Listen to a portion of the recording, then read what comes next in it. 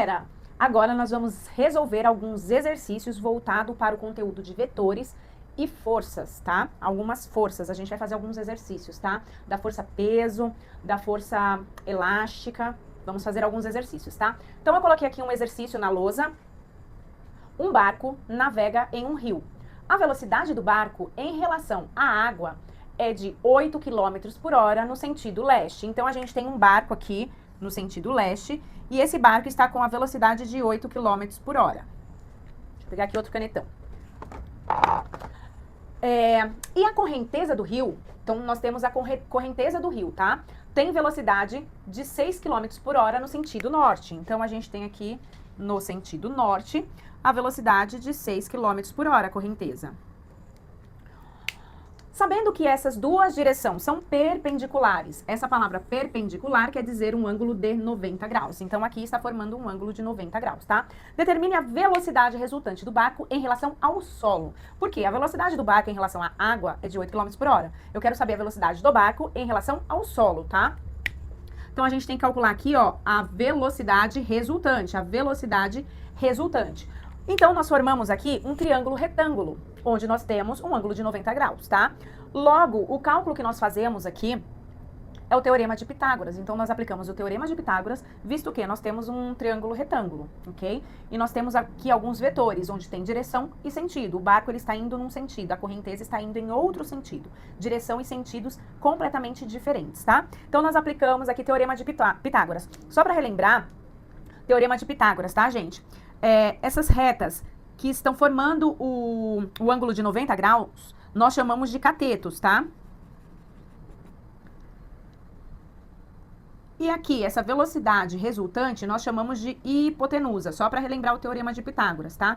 Nós temos que a hipotenusa ao quadrado é igual à soma dos catetos ao quadrado. Então, é só agora a gente pegar os valores dos catetos. Aconteceu um pequeno problema aqui, eu arranquei um negócio. Mas tá tudo certo. Bom, pronto. Nada estava nada. Bom, então, nós pegamos os valores dos catetos e substituímos direto ali na fórmula do teorema de Pitágoras, tá? Nós temos os dois catetos, um é o 8 e o outro é o 6. Tanto faz a ordem, tá? Eu vou trabalhar na ordem crescente. O 6 e o 8 elevados ao quadrado. Lembrando que nós temos hipotenusa ao quadrado aqui, tá bom? Então, fazendo o cálculo, 6 ao quadrado, 36. 8 ao quadrado, 64. Não vai fazer 6 vezes 2, hein? Tá errado isso. É esse número vezes ele mesmo, 2 vezes. Bom, agora somando aqui, nós temos 100. 36 mais 64 é 100. E a operação inversa da potência é raiz. Então, nós temos que a hipotenusa... Opa, coloquei 100, é 10, tá? Raiz de 100 é 10. Então, quer dizer que a velocidade resultante aqui é igual a 10 km por hora. Estamos falando de velocidade, então temos que utilizar a unidade de medida correspondente à velocidade. Tira o print para você estudar e bora para a próxima. Agora é sobre força-peso. Nós temos um objeto de massa de 5 quilos, tá? E esse objeto ele está em um planeta, não é o planeta Terra, tá bom? Onde a aceleração desse planeta... Aceleração da gravidade, tá, gente? É 8 metros por segundo ao quadrado. Por que que não é o planeta Terra? Porque o planeta Terra ou é 9,8 exato, ou a gente arredonda para 10. Aí a gente sabe que é o planeta Terra. Não é nenhum desses dois números, então não é o planeta Terra, é um outro planeta qualquer, tá bom? E tá perguntando qual a força-peso desse objeto. Então nós temos lá a nossa fórmula, onde a força-peso é igual a massa vezes a gravidade. Eu quero descobrir quem? A força-peso. É isso daqui que eu quero descobrir, a força-peso. Nós colocamos essa setinha em cima, gente, por quê? Porque é um vetor. Vetor, o que é vetor? Vetor é uma grandeza vetorial. Na verdade, força é uma grandeza vetorial, tá?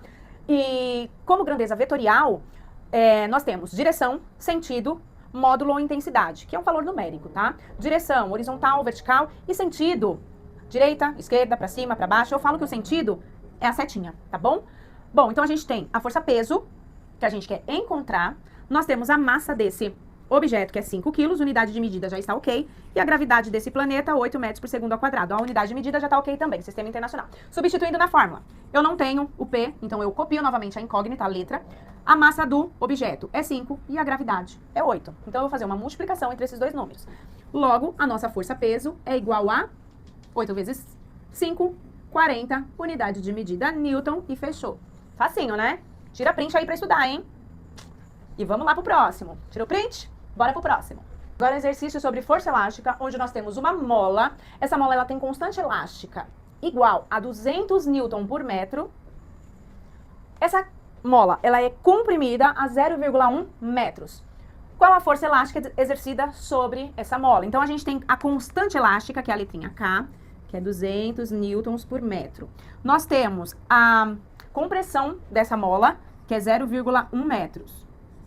E nós queremos achar força elástica, FEL, tá? Força elástica. Substituindo aqui os valores que nós temos, 200 multiplicado por 0,1, só fazer a multiplicação e nós vamos ter a força elástica igual a 20 newtons. Facinho, né? Aproveita para tirar o print, para estudar. Tirou o print? E esse conteúdo tá o quê? Tá aí explicado. Beijinhos!